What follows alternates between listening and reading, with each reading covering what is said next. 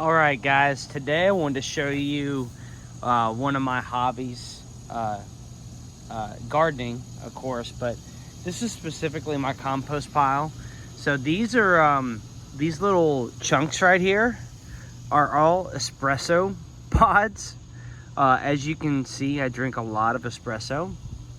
So coffee beans, they have a lot of good carbohydrates and sugars, and add a good acidity to the soil. So I mix it up in my compost and allow it to really permeate.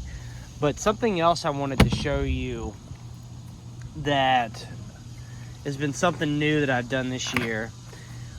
This is really stinky.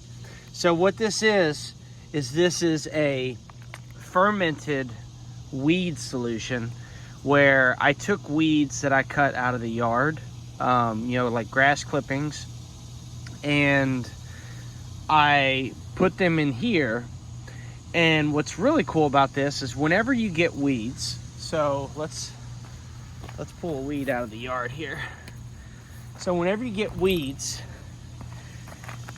these seeds right here, especially if you have a garden, you don't want these seeds to be put in your compost bin or put back in your garden, because then they're just going to sprout more weeds. Now, we don't want to kill everything in our garden, but we do want to be very selective about the grasses and plants that we allow to thrive.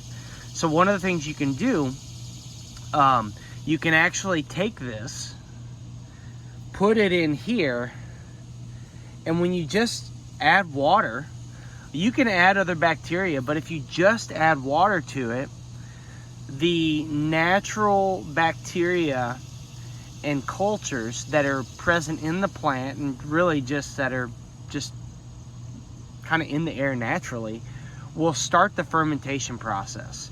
And as you can see, this is like a dark brown green, like almost looks like poop water. And trust me, when it's really fermenting and you've got a lot of grass and everything filled up in here, it smells like straight up poop.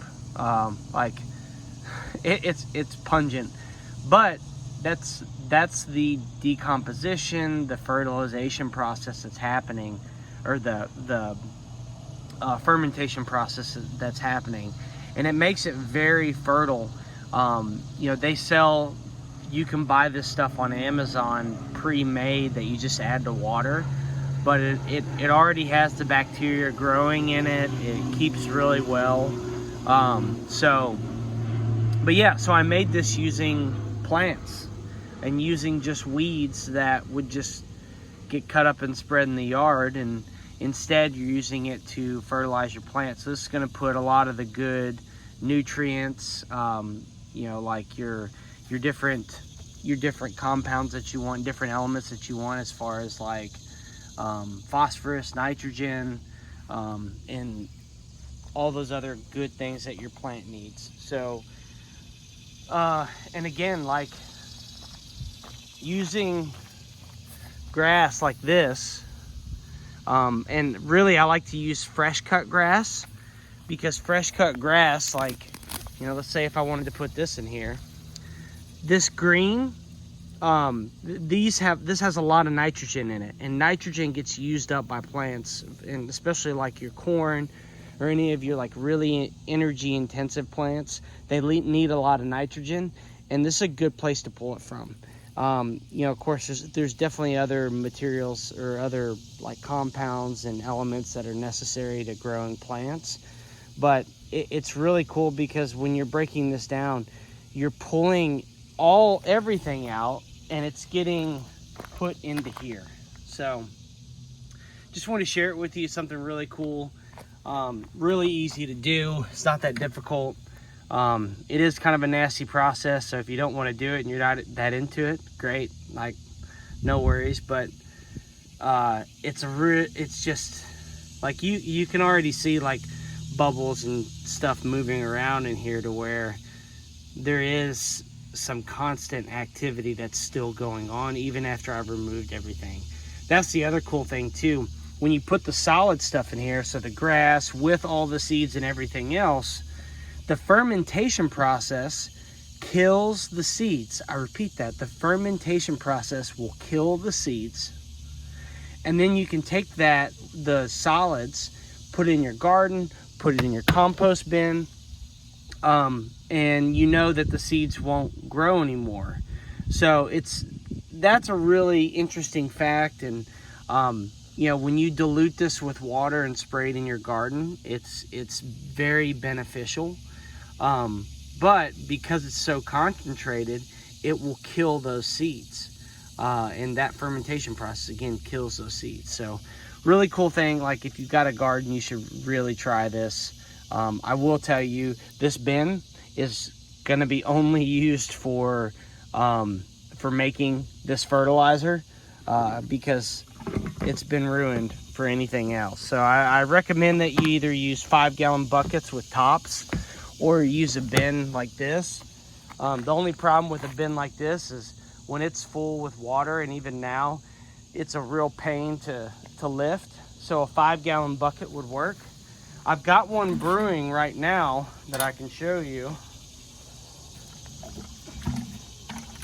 That's actually one that I made for corn.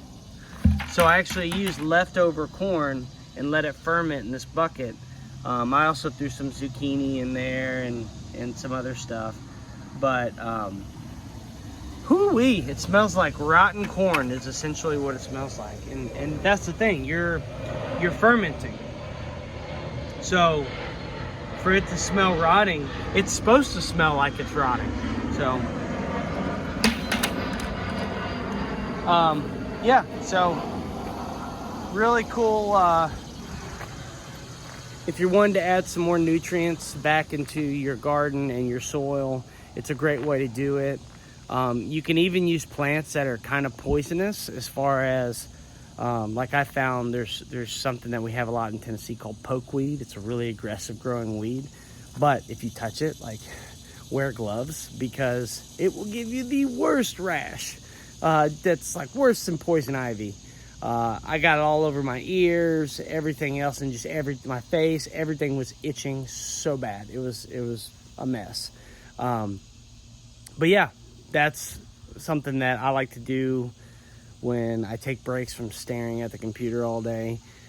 Going in the garden and doing some work in the sun, manual labor, it really helps me to, like, get my creative juices flowing and allow me to think about the problems that I have in different ways and come up with creative solutions for them. So it's Jared DeValk. Thanks for watching my channel. Be sure to smash that like button and subscribe, so that way whenever we launch new videos, you get to see more. And yeah, look forward to showing you more about my garden, more digital marketing tactics and SEO and web design stuff too. So thanks, guys.